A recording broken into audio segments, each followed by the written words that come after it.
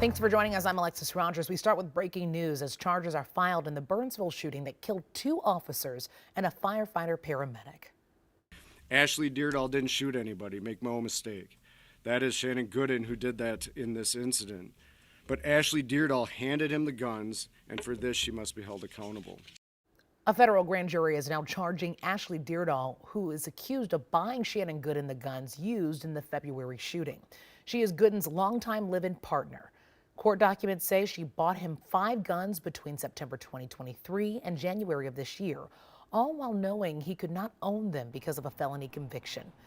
She's indicted on a number of counts, including conspiracy and making false statements during the purchase of a firearm. We're taking a live look at MSP International, where in just minutes, Vice President Kamala Harris is expected to land. She's stopping in Minnesota as part of her Fight for Reproductive Freedoms tour. She's visiting at a health center that provides abortion, birth control, and wellness services, where she'll talk with staff about the impact of overturning Roe v. Wade. Harris is also calling on Congress to restore the protections of that case. In less than an hour, Minneapolis Mayor Jacob Frey will meet with the City Council to address the recently passed and vetoed rideshare ordinance. Michelle Beck recaps where each side stands before another vote this afternoon. The City Council is meeting for a special session this afternoon where members could override the mayor's veto of a controversial ordinance. The City Council last week passed an ordinance to give drivers a pay boost. Mayor Frey vetoed that plan as Uber and Lyft have threatened to leave the market if it were to become law. He pointed to a state study recommending a smaller pay boost to drivers. There are enough City Council votes to override the mayor's veto, and if this afternoon that is the decision, the mayor says Uber and Lyft will leave the city May 1st. That has mass repercussions for people, not just in Minneapolis, but in the entire region.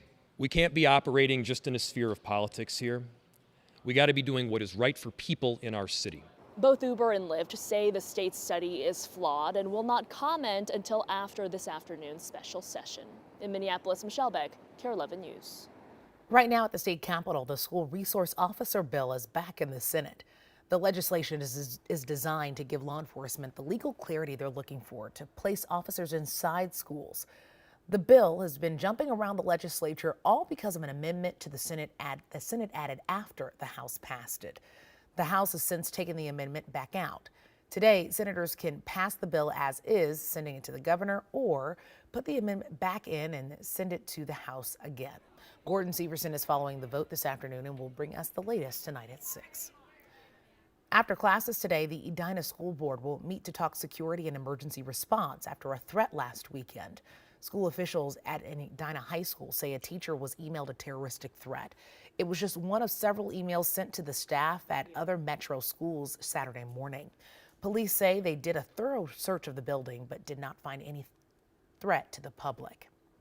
Well, turning now to our weather, it's a little chillier out there today, Ben, but you know, it's still above our normal Pi Day temperatures. You've been waiting on this one. Yeah, absolutely. Well, we're going to slowly cool off the remainder of the week, and honestly, today it's not a bad day to be outside. We still have that kind of filtered, hazy sunshine that we'll be dealing with through the remainder of the day, and we are going to stay totally dry. You can see the rain made it about as far north as the Owatonna area earlier this morning. That's now drifting away from us. Heavy rain just south of the Minnesota-Iowa border right now, including some thunderstorms as well. And while it's wet down there, we will just see this hazy sunshine and again, a dry day. But instead, we will see a lot more cloud cover than what we've been used to this week. Right now, it's already in the 50s, currently 52 degrees. And keep in mind, this is more than 10 degrees warmer than our average high temperature for the day. And we'll add on a couple more degrees before we cool things down through this evening. Breezy north-northeast wind at 12 miles per hour. The wind will be rather gusty, not only today, but through the upcoming weekend. And your hour-by-hour forecast again shows temperatures in the 50s.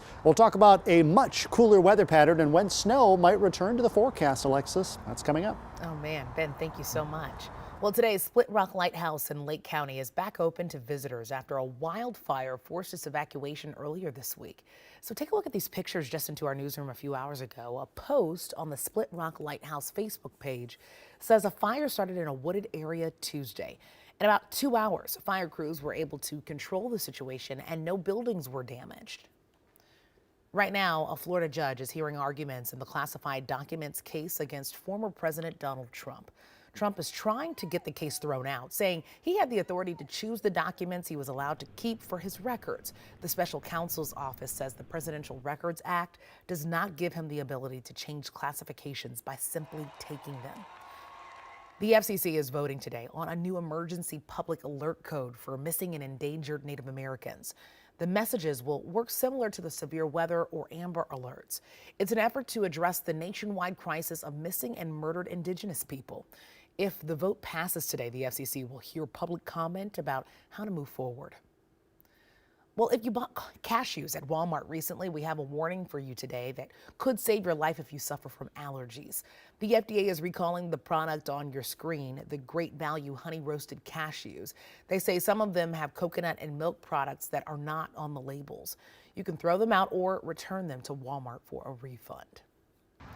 And here's another consumer alert for you. Car insurance rates are skyrocketing. Right now, rates are up an average of 21%. That's the highest jump since 1976. Experts say it's partially because of the rising costs to first cars and because the number of traffic deaths in the U.S. is also rising. We're also seeing prices vary based on states. Babies R Us is coming back, this time at a Midwest retailer. Kohl's announced it's teaming up with the company to bring products to about 200 stores all across the country. The first shops with Babies R Us products are expected to open in August.